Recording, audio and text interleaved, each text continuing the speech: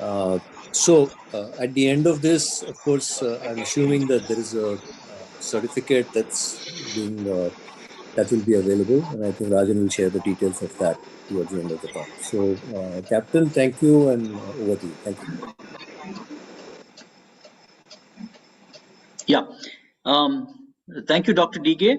Welcome to Professor Richard Ajayi and my colleagues, faculty colleagues and members of staff, as well as students and other participants who have joined us from across India and maybe abroad too. So Dr. Richard is joining us from Florida in the United States. And he's a distinguished person whom I've known for several years. In fact, when I was just about starting my academic journey in 2008, he was already a senior professor. And I heard some very interesting stories from him. So it's nice to make his acquaintance again, although virtually. Dr. Richard A. Ajayi earned his bachelor's degree in mathematics from the University of Life in Nigeria, his postgraduate diploma in actuarial science from the University of Lagos, Nigeria, and his MBA and PhD in business administration from the Temple University, Philadelphia, United States. His research interests include international finance, financial markets, international business finance, exchange risk management, emerging market issues, and econometrics of financial markets. He has published scholarly articles in the Journal of Financial Research, Review of Quantitative Finance and Accounting, Journal of Business Finance and Accounting, Pacific Basin Finance Journal, Global Finance, and many other impressive journals.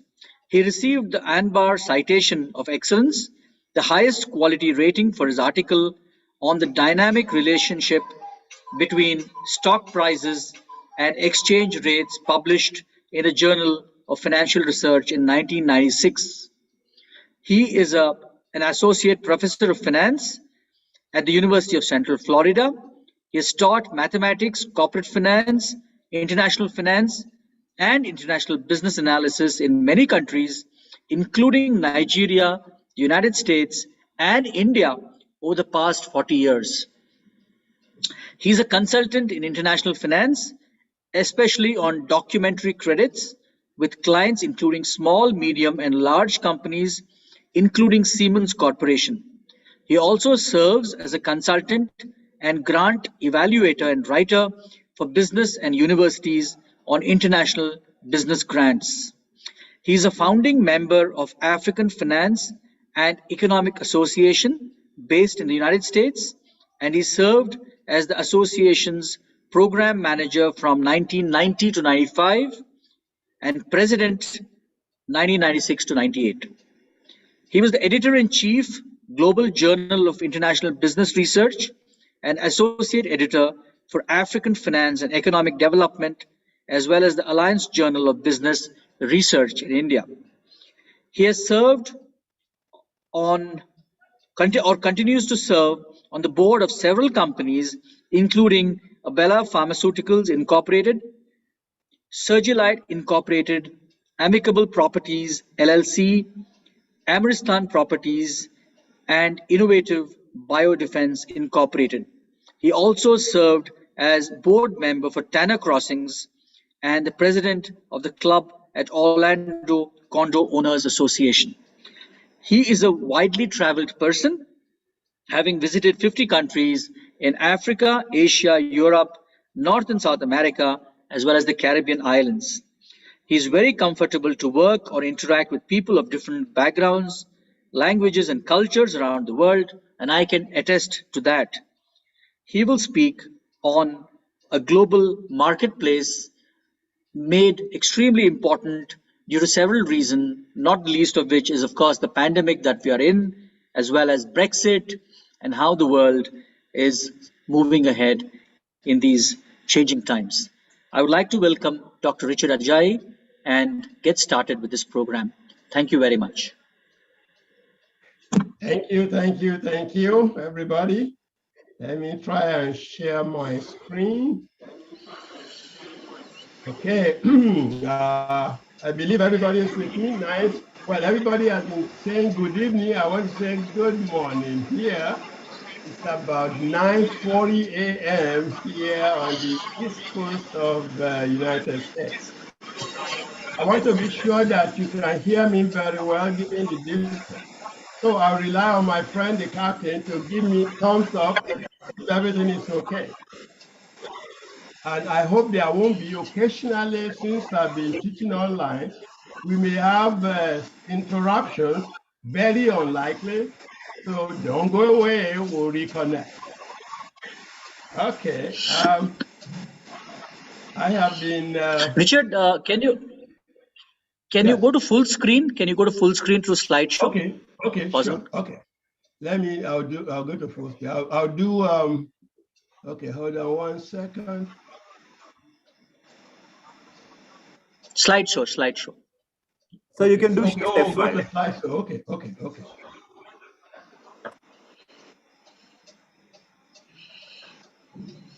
I know. Waiting for that. I'm waiting for. Sir, you can make it Shift Okay. F5. Yeah. I see. Okay. Slideshow is ready. Okay. Is it better? Better? Okay. Yeah. Yes. Okay. Yes. So actually, the reason I developed this particular talk, I've given various versions, is that I noticed that my executive MBA and MBA students, I wanted them to get a broader perspective. I must acknowledge that my visit at least a dozen times, I've been in India to teach at Alliance, and I discovered that the average student in India is much more globally literate than my students here. That will be a surprise to you. However, when I explain to my students here that we have to look at it, have a global outlook. The US is only less than 5% of the global population. The nation is blessed to have about 20% of global purchasing power capacity. So if you look at it, therefore, 80% of global purchasing power is still outside the US, as well as 95% of global population. So therefore, there's no way you can optimize anything if you are inward looking. You have to participate in the global market. Because all too well, a lot of people feel so comfortable, they don't know about the rest of the world.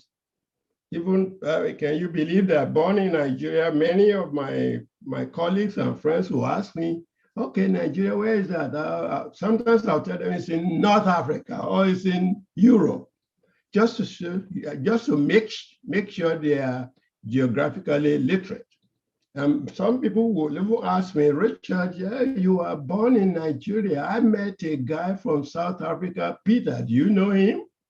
So the extent of international illiteracy is unbelievable. So I'm like on a crusade to make sure that we are turning out globally competent graduates, that we are broad-minded, and we are culturally literate and able to accommodate and live with other people. There's no language that is inferior, no culture is inferior. We are just a diverse species of human beings. So with that, I'll go to my thing about window on our global market. That is, we are picking at this global environment. What can we learn from it? So the first question I'm going to ask is, who is a global college graduate? That is, you're not just a local one, just technically competent in one area. Not you are in India, you don't know there's a Bangladesh, there's a Pakistan around you, and so I want you to be aware of the environment, the larger and the smaller environments. So I give it to you that in a globally competent graduate, whether a graduate of India, whether a graduate in US or elsewhere, will be, of course, you have to be technically sound. You are an accountant, a geographer, You are a biologist, you are an engineer, you're a computer scientist, yes. But you have to be broadly knowledgeable. You don't want to be narrowly educated in one area. Be well-rounded, even though you specialize in a specific area. Then it is important for you to be multilingual, able to speak a couple of languages. I just imagine how it would be difficult for someone if you have to think. Me, I can speak 5 languages. And when I have to think, I think in different ways, whichever language is easier, and bring it back to the language of delivery. You know, as I'm speaking now in English, I could be thinking in another language and then quickly translate it to the language I can share. So I believe being multilingual and culturally competent or culturally literate is very important.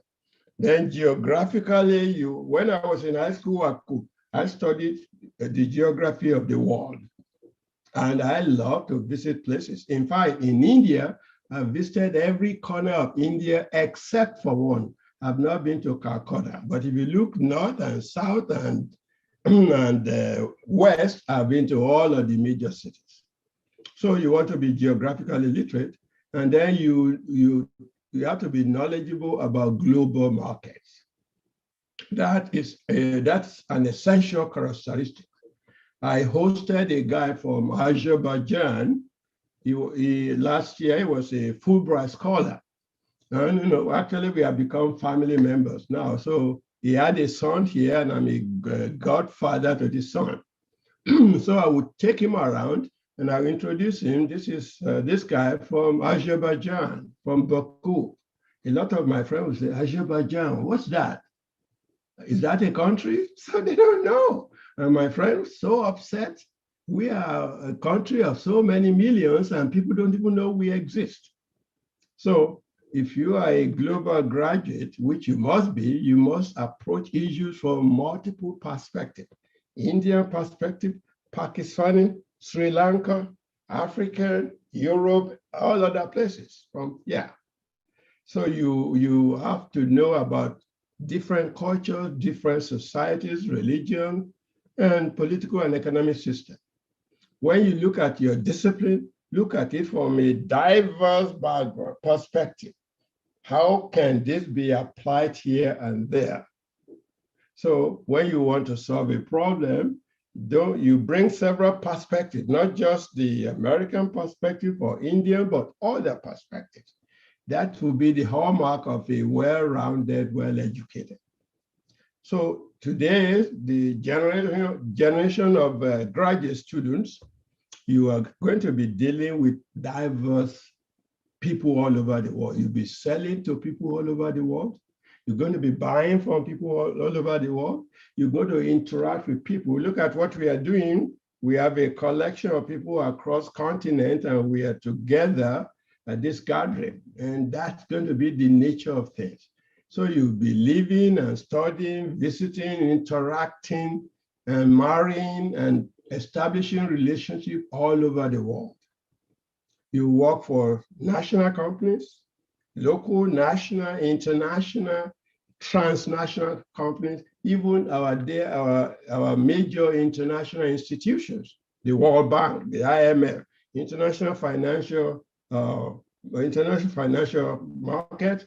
You're going to be also working for Bank for International Settlement all over the place. You're going to be managing employees from diverse areas, differences in cultures. You'll be very aware of how to deal with different cultures and tongues. That is the way forward.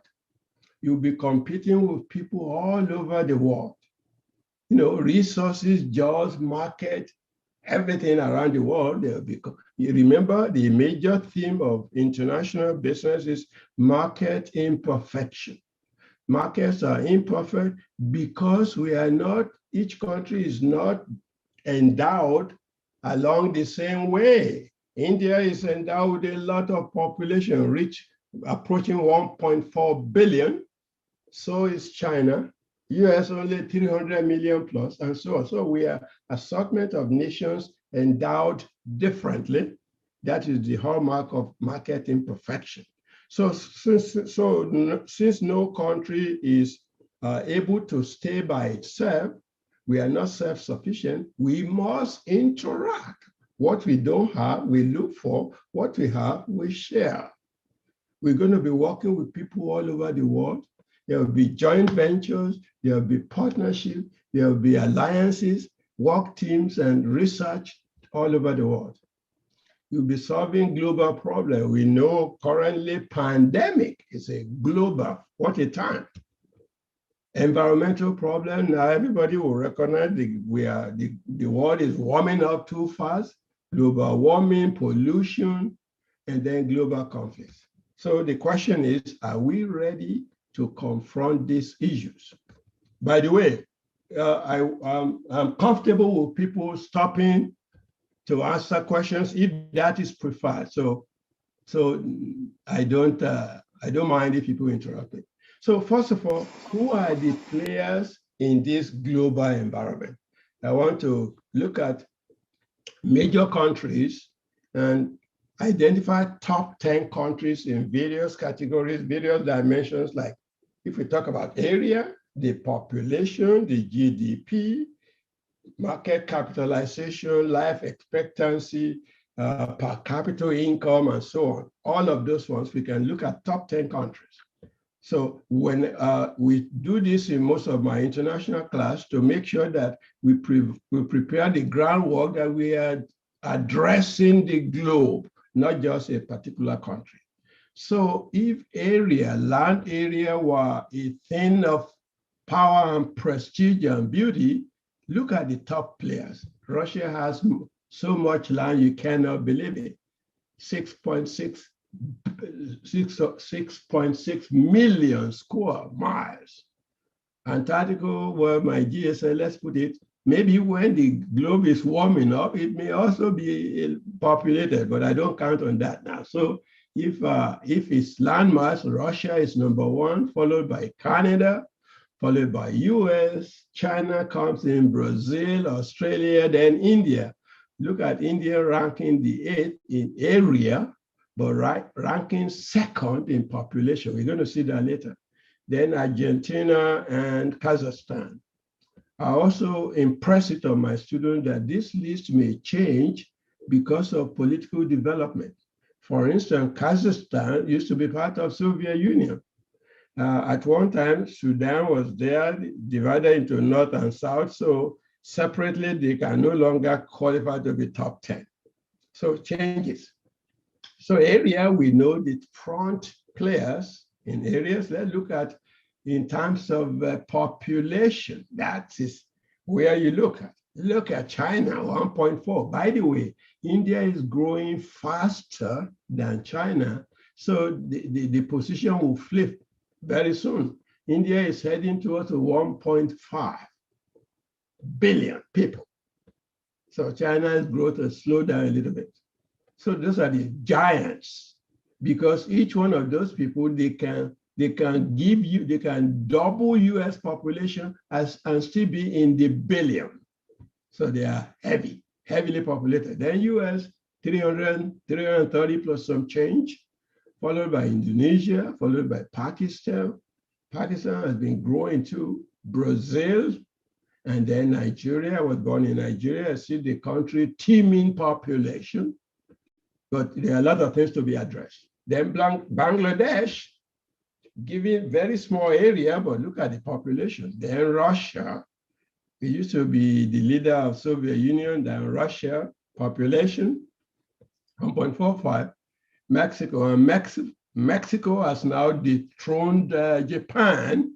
Japan has been dropping down from maybe number 3, number 4 or so for a long time. It has remained about 126.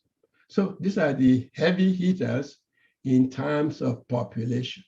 Let's look at how about GDP. Well, look at how they stack up. In particular, 20 years ago, China would not have been on this top 10. Today, China is number 2. I'm looking for a situation where India could be number 2 or number 3, because India is poised to even grow faster being a democratic environment compared to authoritarian. So US, number one, in terms of GDP. Keep in mind that US is growing about between 2 and 4%, whereas in the past 2 decades, China has been close to double digit, but although it has now slowed down. Japan, the population is a problem. Japan is getting older and they are not making enough babies and they don't have immigration. So we're going to have a country with older people, the younger people having to take care of millions of octogenarians who are 100 times, or maybe those who are very old. Then Germany, United Kingdom, France, the usual ones. Look in particular, China and India are in top, Brazil. So 3 countries that used to be called emerging market or developing countries, they are now in the top 10, and Canada. So in terms of GDP, yes. Well, GDP's numbers do not tell the whole story. We can look at GDP per capita. So the average. You can see some countries that lead in terms of average: Luxembourg, financial market; Switzerland, financial market; Macau, I think a lot of gambling; Norway, oil; Ireland, financial market; Qatar, oil; Iceland, what can we say about Iceland? Very small country though. United States, everything; Singapore and Denmark.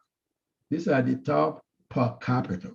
Per capita is very important. New inventions are better launched in an area where per capita income suggests that people can afford it. Because if you compare this with per capita income in the lowest 10, it's unbelievable. So we have that. Look at the bottom 10. It's very depressing. We are talking about per capita income of $500 or less, from $275 to $500. That's about the type of change in the pockets of people in advanced countries. So we have people at the bottom of the pyramid. Believing that as a global society, we need to direct attention to the bottom of the pyramid. This is a virgin land, virgin area that we can wake up, jumpstart business, improve the lives of the people, bring them back to the global community. So we have a lot of work, and some of us, in our research, we should look for ways to bring up our fellow people who are at the bottom of the pyramid, bring them up to billions of people in that category. And then let's look at, in terms of stock market capitalization, the US lead. If you were to own all of financial assets on the exchanges, if you look at it, then the US leads. This is a World Bank document, and followed by China and Japan, Hong Kong, France. India shows up too. So India and China are always in top 10. UK, Germany, the traditional countries. So in terms of world market, financial market or capitalizations, we have these are the front runners. We may also look at infantile mortality per 1,000. The top countries, if you are able to select which country, if you are a baby, where should I come out to give me a better chance of survival? Hey, these are the leading countries. Notice one thing though. Notice that these countries are almost all in the cold region. Slovenia, Monaco, yes, Japan. So under 2, Iceland, Singapore, Norway, Finland, Bermuda, around here, Sweden, Portugal. They are almost in the cold forest. Is there something in the cold forest that allow people to survive? You have very, very few, 2+ under 2 and under per 1,000. Let's compare this to the fate of others in the bottom 10. And that is depressing. Almost 100 10 or 100 times more. Look at Afghanistan, Somalia, Central African Republic, Sudan, all of those ones, huge number of people do not survive because of the environment, diseases, economy, starvation, everything. And our human environment is not complete until we can bring these people up. And giving human beings our ingenuity, our productivity, our innovation, we can find ways, we can develop means to uplift people in these developing countries. So not only will you be serving humanity, you can also get rich in the process. If you find a formula to bring people out of poverty and bring them into a new modern world. Okay, let's look at life expectancy, where people grow up to become grandfathers, great-grandfathers. Let's look at it.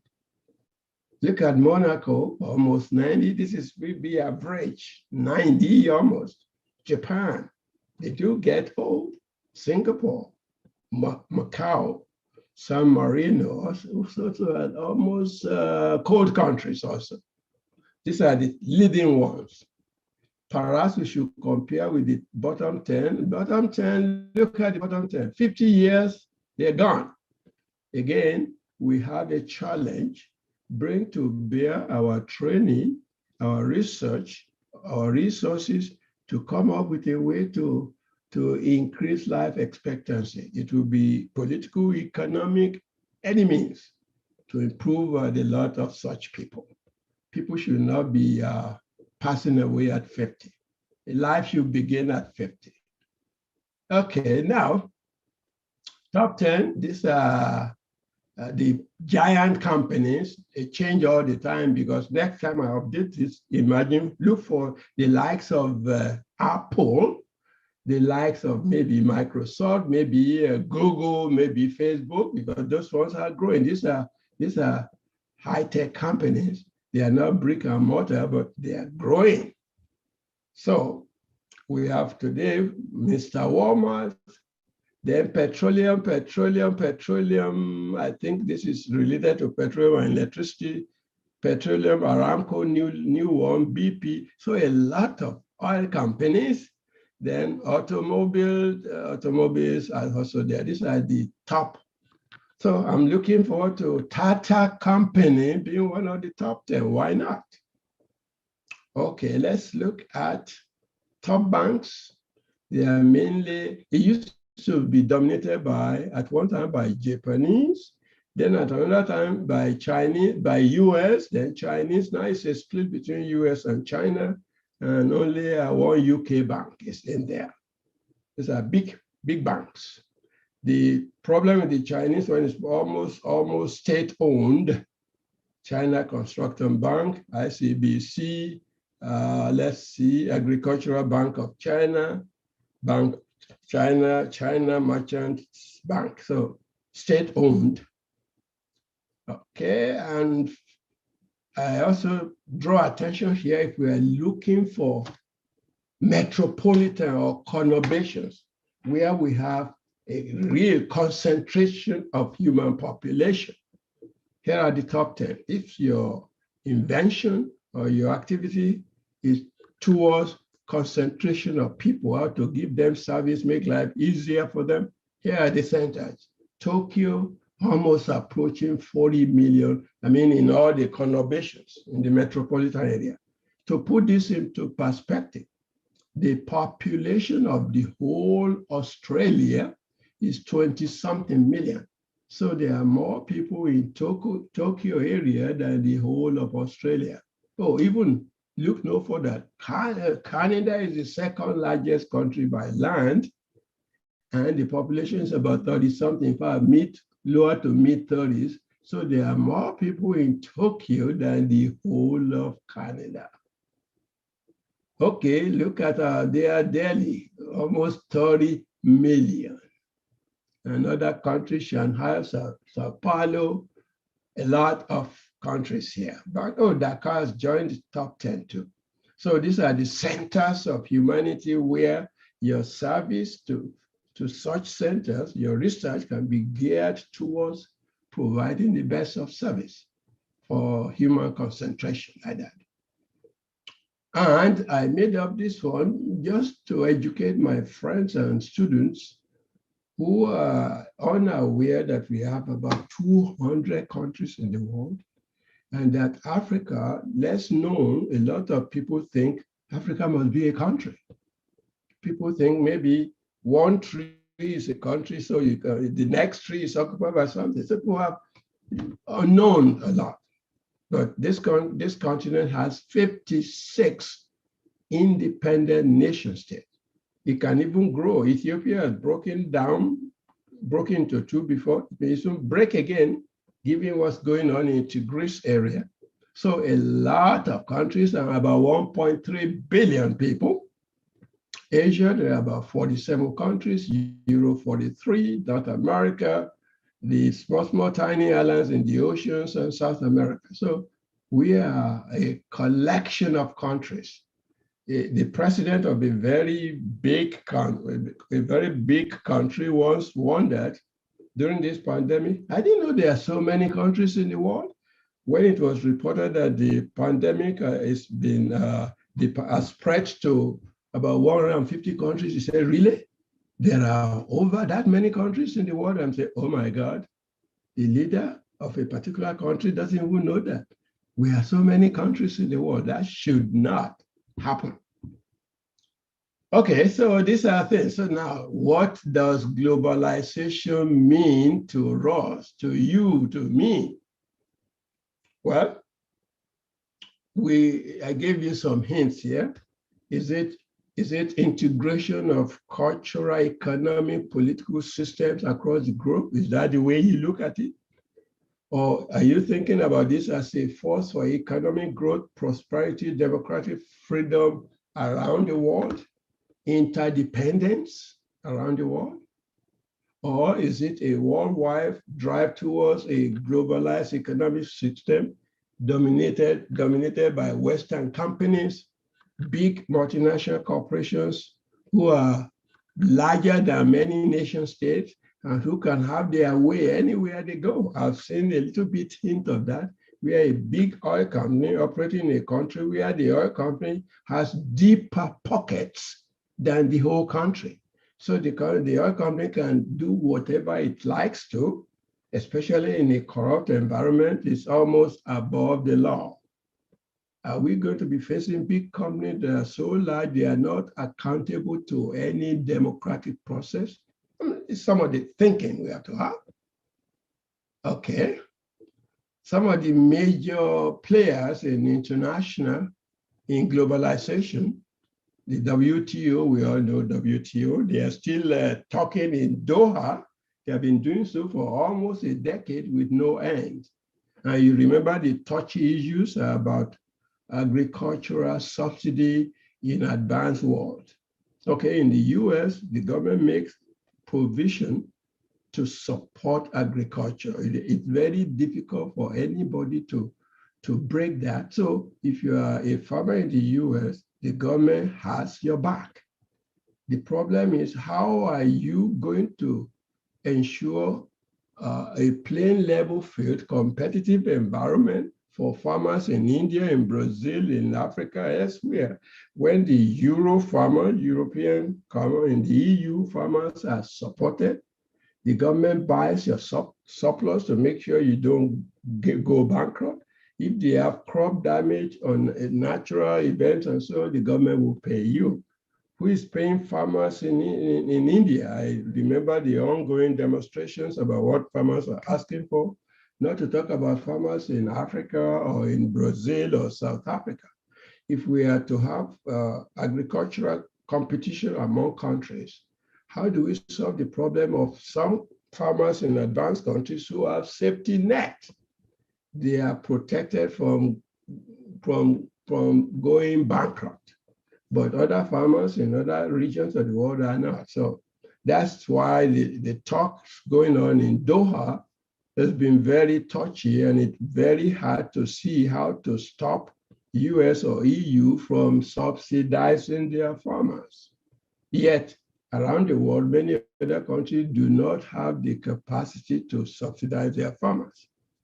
So WTO is there, International Monetary Fund, the World Bank, United Nations, and then we have OECD, the Organization for Economic Cooperation and Development.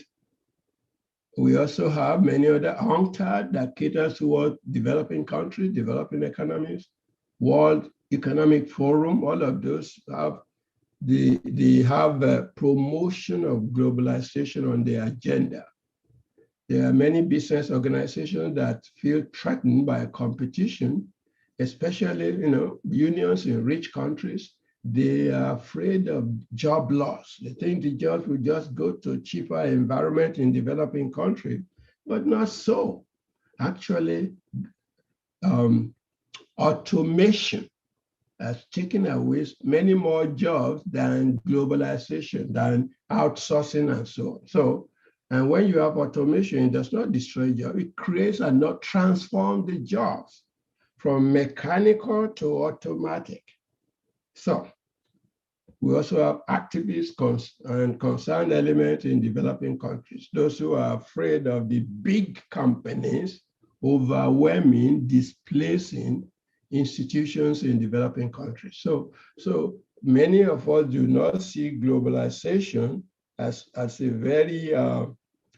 very straight road from one end to the other. It's a lot of ups and downs, a lot of winners and losers. How do we make this more sane? And so in general, therefore, we see a fundamental shift in our global economic environment. We are moving away from old system where we are a pocket of countries thinking we are self-sufficient, inward-looking, putting barriers between economies.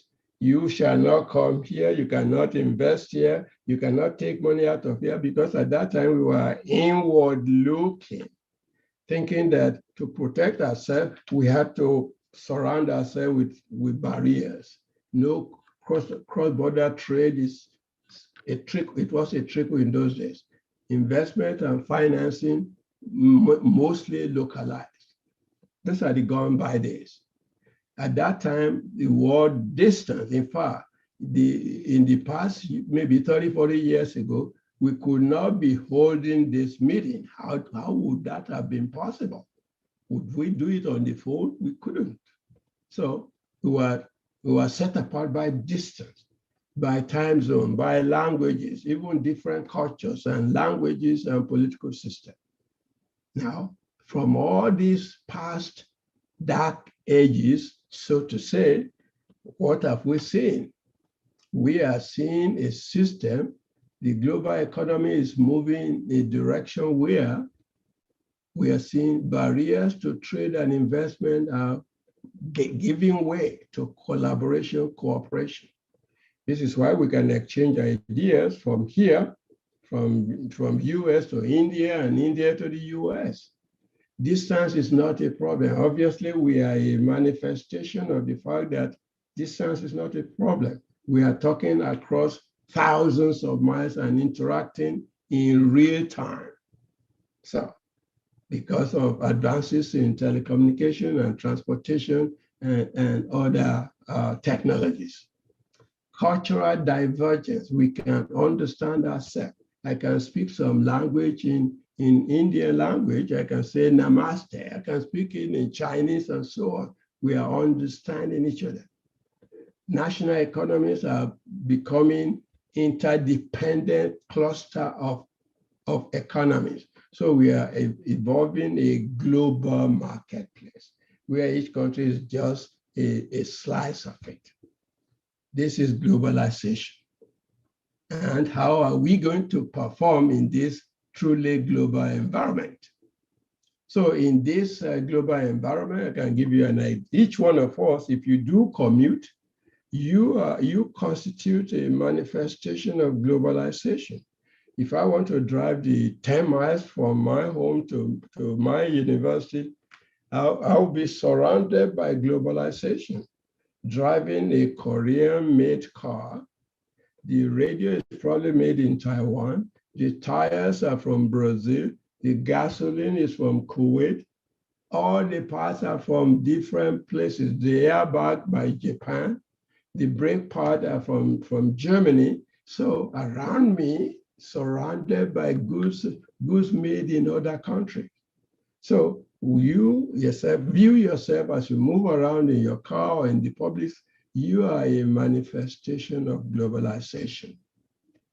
So global literacy and global competitiveness, they are very necessary. If we are to compete in this modern world, therefore, we must understand the global platform. We must, the managers must be able to manage across cultures, across languages, across different economic systems. So managers must learn to communicate, to work and compete and interact with people from different backgrounds, different languages, different cultures, on different continents, in different countries. So say about globalization, therefore, our vision of it is we are moving towards an integrated and interdependent, interconnected global economy that is interwoven. And major components, let's look at markets, the production and service, the three cornerstones. Markets are becoming globalized. That is, you are not going to look at pockets of different markets around the world, but this one is being woven into a global marketplace. So emergence of a global marketplace. In order to transact business, you are looking at the globe. You are not looking at India alone or China alone or US alone, Australia alone, Euro alone. No, you are looking at the globe to tap into resources and provide resources. So global production, well, we are no longer thinking about making everything in one particular location. The sources of goods and services will be from locations around the world. Wherever you can get the best, thanks to improvements in transportation, containerization, and so on. So I can get my pita bread from India. I can get anything from India or China or elsewhere. So we have service. We are therefore goods and services around the world. We can get factors of production. So you are going to take advantage of where things are more available in one place or another. So you go after different locations where there are advantages in the quality and the quality and quantity of factors of production and their prices. And of course, globalization of services. In fact, this has been very modern because the notion of services, even educational, never knew that we could do it across the space, thanks to technology. It used to be that to render you a service, medical services, educational services, computer service, accounting service, you had to be there. Like you need a haircut, you have to go to the barber shop, but not anymore. Now, because of the advances in telecommunication and transmission of information and retrieval, we can now offer technology-enabled services, medical services, like X-rays, mammogram, all of those, even surgery. They can be performed across space, so you can globalize them. So a wide range of services are able to be performed. People go to India now, medical tourism. Rich ones come to the US. People go to the Philippines. They go to India. They go to maybe Singapore, other countries, especially people from the Middle East. They come get the best of the best. So information-enabled technology is therefore bringing services closer to market. In future, you want to do a heart transplant, the major surgeon may be in China or New York, and technology will combine you, local collaborators will be there, and it can be done across space. So globalization, therefore, is a process of integrating peoples and companies and government of different nations So international trade, international investment, international production, international services are driving this forward, and advances in technology also. So the wide range effects of this globalization on our culture, the environment, our political systems, economic development and prosperity, human well-being around the world, you cannot overemphasize it. So globalization is for everybody. It is not cornered, it's not packed in one part. It is the welfare of the globe with implications for everything around the world. So I want to say, here we go. Namaste. Okay, now open the floor. You are welcome to ask questions and to let us debate. Over to the chairman.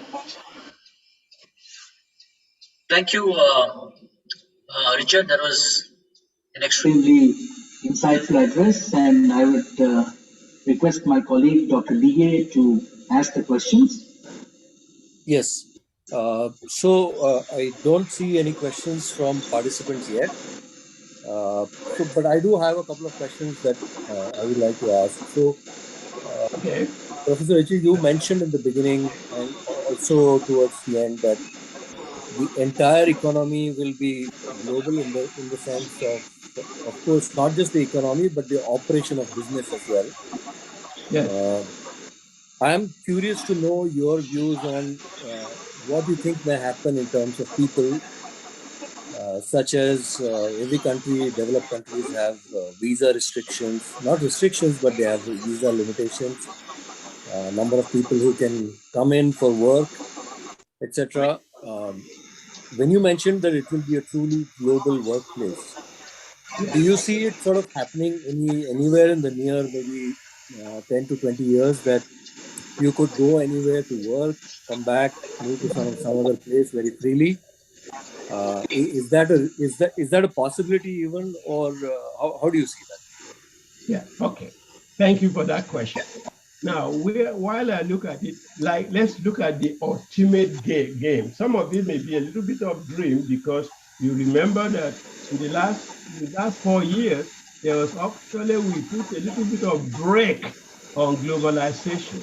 So there may be bumps along the way, but the economic imperative and the global welfare imperative will still be driving us towards the end.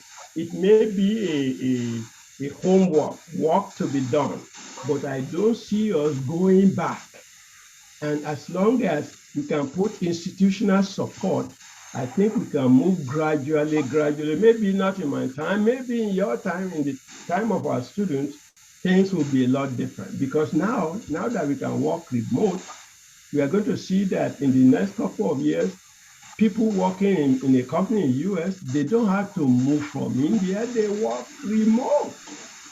So because we can work remote, unless we want to share a cup of coffee or something, we can work, we can have collaborative teams spread around continents, still able to interact, still able to do research. In our executive MBA, we actually have people sometimes, we have a special program for Eastern Europe, where half of the class, they log in from Eastern Europe. So if I were younger, I would set up a company where employees, they will come from 5 different continents just to show that it is possible. I know there may be regulations that may say, okay, you couldn't hire somebody from India, but it's going to be something to overcome because it does not involve people moving physically. So given advances in technology, I think it is possible. I know there will be bumps along the road. Now we are recognizing, given the pandemic, we are recognizing that it is not in our own interest to be selfish, to provide vaccination for only US, only India, and ignore Pakistan, ignore South Africa. If any member of the society is not well, the whole society is not well. So in that vein, I'm optimistic despite the bumps along the road, that we are going to be moving ahead in terms of globalization. That you and I can work for the same company, that we seldom see each other physically. I think that's going to be possible. Okay, so the next question is, so there are I think I mean, people more common, as a common man, not understanding global business, and GDPs of other countries, and how other countries are doing. We get to travel typically for work. When I've traveled, I have traveled where there have been opportunities to bring business back to India, and not the other way. Now, so my natural thought, and I think one of the questions drives to that, is what should the countries which don't have a reasonably good per capita GDP, per capita income, uh, what should they be doing to catch up rapidly? I mean, of course, there will be some natural growth in their countries, but is there something very radical? Is there something that they're missing out that they should be doing to improve their own economy? Yes, I will say that one thing is that people in academic, people like yourself and your colleagues are here, there are people who understand the way forward with globalization. We need our leaders to be exposed to the kind of knowledge that is available. I mean, US, we have just gone through a situation where our political leadership may not be as keen on globalization. They think maybe let's look inward. We are going to have that up and down. I think for developing countries, having seen the examples of countries, our leadership should therefore take advantage. There are opportunities out there. I mean, if people can work like this, if we can work together, and we know the way forward, India can dominate the world in IT. I know that. Not that we should be striving towards domination. I think general education, general awareness. Sometimes it bothers me, even in the US, one of the most advanced country in the world, a lot of people do not know. They do not know that there are opportunities outside. A lot of people, you travel to India all the time. Aren't you scared of what can happen? I'm saying, scared of what? Are you kidding me? So education is a key. If we know what is available and how we can improve the lot of people, then common sense suggests that we're going to embrace it. So I'm thinking education, education. And then maybe if I were in government, I'll have think tanks, a group of people who will channel the education or the business development for maybe industrial development. We say this is our niche. This is how to exploit global. So if we have government looking at that, looking at where we can excel, what we can contribute to globalization, it will serve us well. So education, enlightenment, people being aware of the possibilities. There's just too many political leaders who are still not, they still think inwards. That's the problem. Right, and I think the internet is certainly playing a very big role in awareness. Right, I mean, I think it's Yes. not happening. It is not happening from top down in the countries, but it is happening laterally, from people to people, and they are sharing thoughts and they're getting to know each other, and for various reasons, such as maybe art, culture, sports, etc., and people make connects. So I think it will all, like you said, I think people will be more adventurous. I have met, just as an aside, I have in my building, I have met a couple from Australia, professors who teach in India, and then before that, they were actually teaching, I think, in Uzbekistan. So I think that's beginning to happen.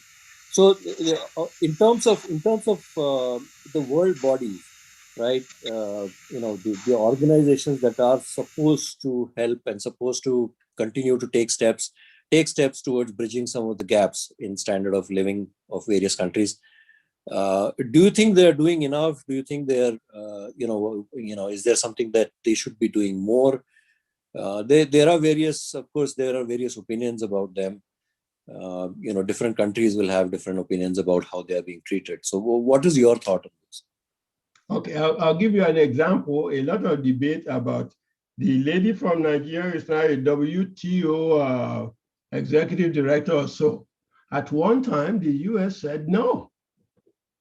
So we need visionary leadership who will not see, this is Indian, this is African, who will see quality for quality.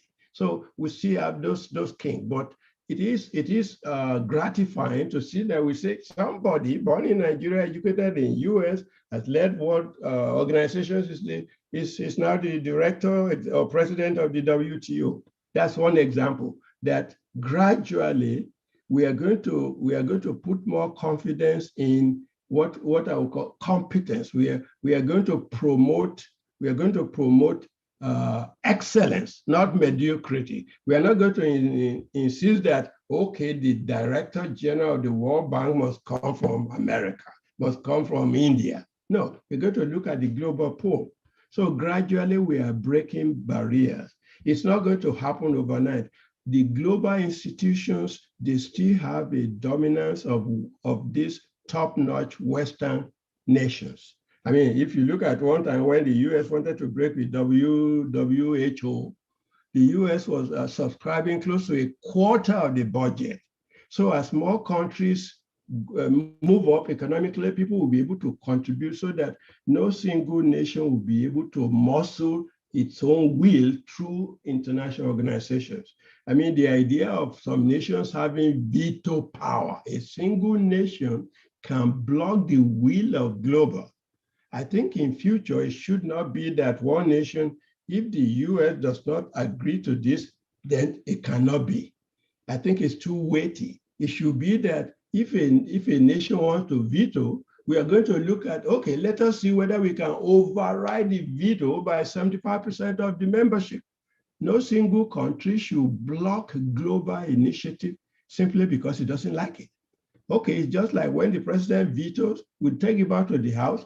If majority of the people's representation, if the majority decide, maybe 75%, they can override the veto.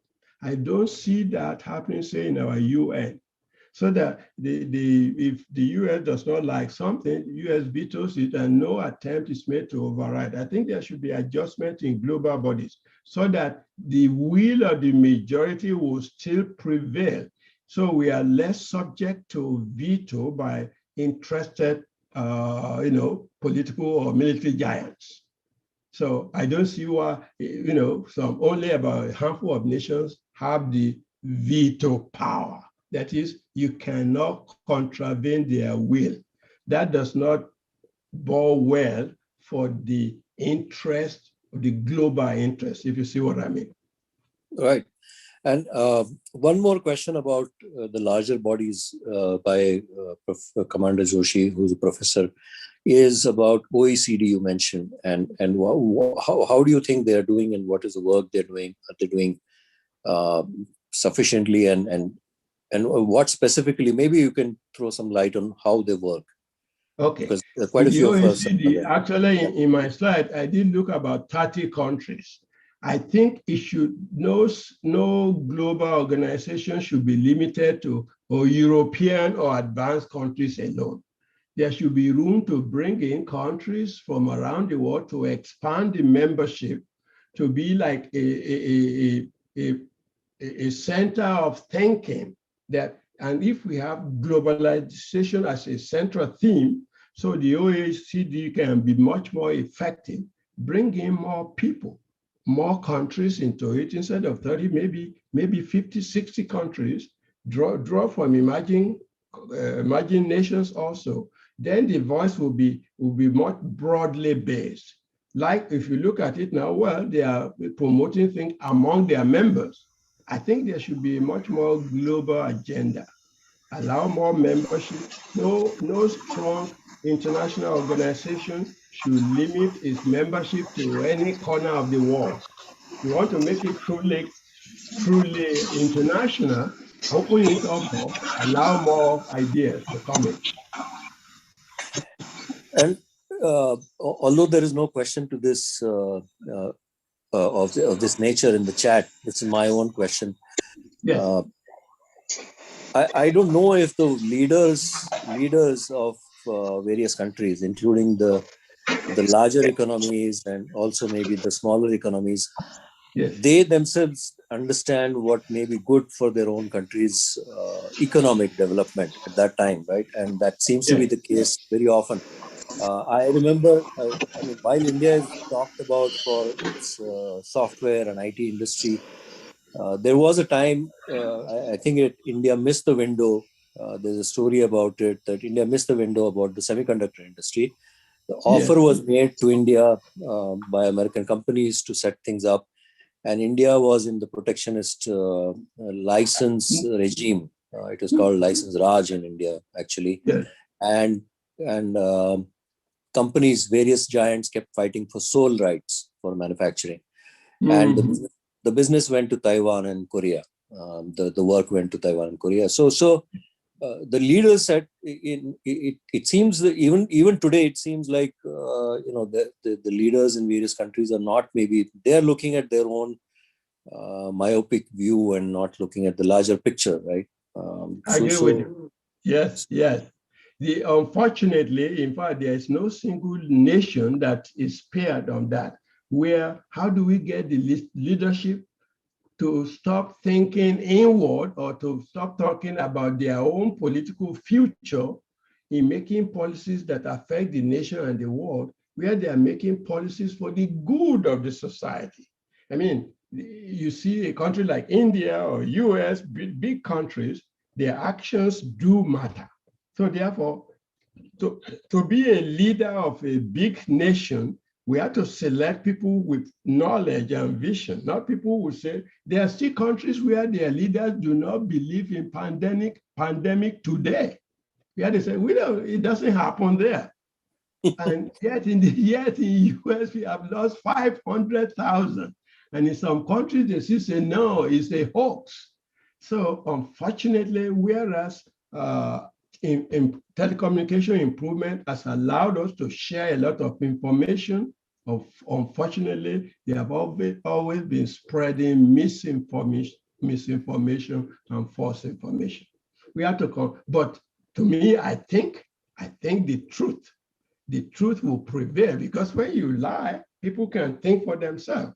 Only it may slow us down in the drive towards our goal, because misinformation. If you are on Google, I know if I look at my private local social media, they will send me information and say, "Come on, stop this! Does this not look stupid?" So people spread misinformation. So the opportunity, the technological development can be used for good and for bad. In fact, they can be people, there are countries that actually specialize in, let's say you want to have election in India, I'm going to say, how can I cause trouble so that the best candidate will not win? Unfortunately, that's the nature of humanity. But, it may slow us down, but, yeah. Yes, I think we have crossed almost 7 minutes after 9 here. Okay. after the hour planned. Captain, do you have any questions of your own? Otherwise, I will hand over to you. So last question. So Richard, I know that several years ago, almost a decade ago, I asked you this question as to why your own country of origin, Nigeria, being so oil rich and with bountiful natural resources, was not really doing very well economically. And I remember you had told me that corruption was one of the causes. Yes. So how is it? Has it changed over the last decade? Will we see Africa providing us new opportunities as we go forward? Will that become the center of gravity for the world economy in, say, the next 50 years? How do you see it? Okay, the way I answered 10 years ago, I can even answer much loudly to say corruption has eaten into the fabric of the society. Apart from corruption, therefore, we have almost incompatible ethnic composition. See, you know, the British put this together. They put the northern mostly Muslim, the eastern mostly Christian, the western mixed, they put them together. It's almost like divide and rule. Even today, we are almost close to civil war. So political instability and corruption, when you have those things being endemic in a society, there is no progress. I would say that it will take a miracle for a nation called Nigeria to survive, given what's going on today.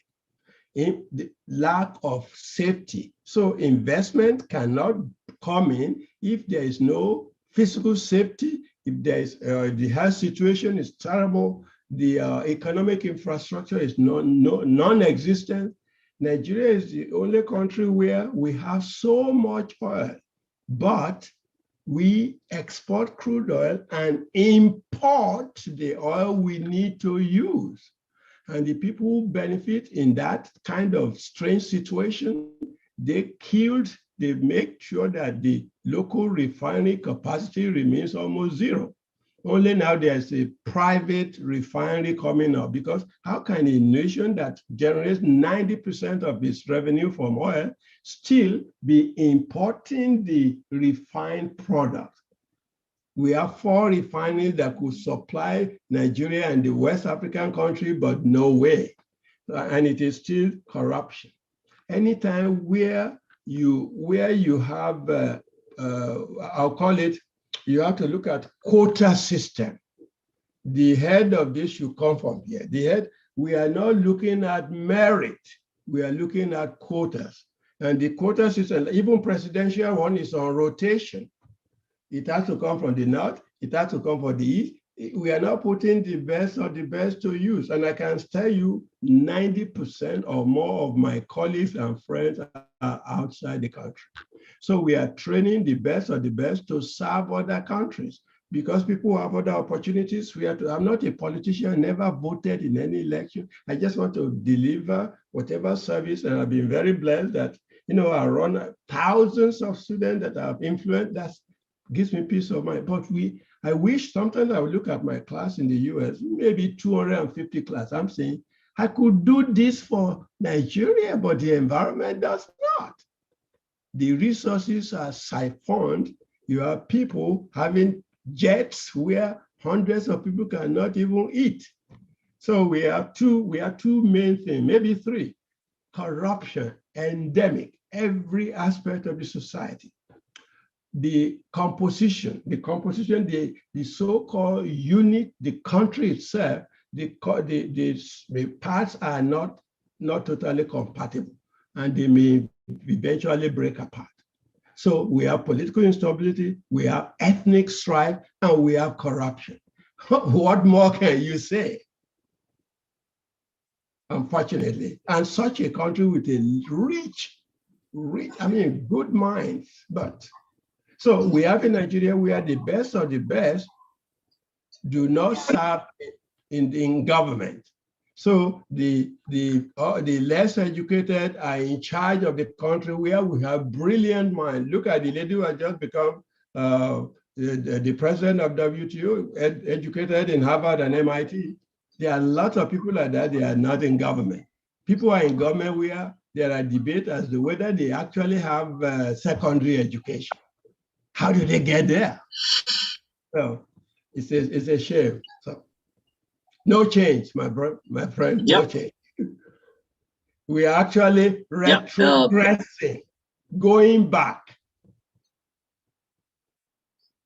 You can allow your students are free to ask questions if they want, or they can, you know, if they don't have the chance of speaking, they can send me information. I'll be glad to communicate with them. Yeah, I would urge students to connect with Professor Richard Ajayi on LinkedIn. You can probably write him a message. He responds very quickly. Yes. So to conclude, you know, Richard, several years ago in India, they would say it's good if the military takes over, but I would tell them, look around the world, and we've got our neighbors where the military has ruled. And you have got several African countries and so on, which have been unmitigated disasters. So It is. so maybe democracy is flawed, but I think it's the best thing we have for the moment. No question of it. No question about it. We are the military. You see, when you have absolute power, which the military gets, absolute power corrupts absolutely. The military regime in Nigeria has been more corrupt than politicians. So it is not a solution. No. Great, and thank you so much for being here.